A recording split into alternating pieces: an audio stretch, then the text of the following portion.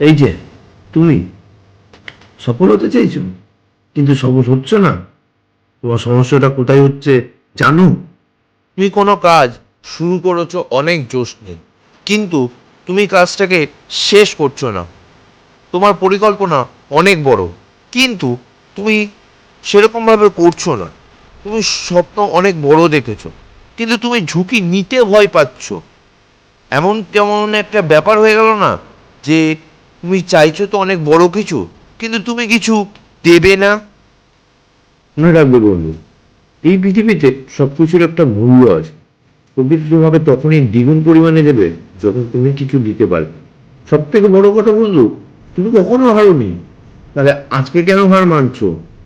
তুমি শুধু প্রত্যেকদিন প্রত্যেকটা মুহূর্ত নিজেকে এই বলে থামিয়ে রেখে দিয়েছো, এই কথাটা নিজের মনকে বুঝিয়ে যে তোমার দ্বারা হবে না। তুমি নিজের চারপাশে চাল বুনছো নিজের অজান্ত, এই বলে নিজের মনকে যে আমি যা করছি তাতে আমি সাফল্য পাবো তো। একটা অজানা ভয় কাজ করছে তোমার ভেতরে। এখন লাখ টাকা প্রশ্ন একটাই, আর কতদিন?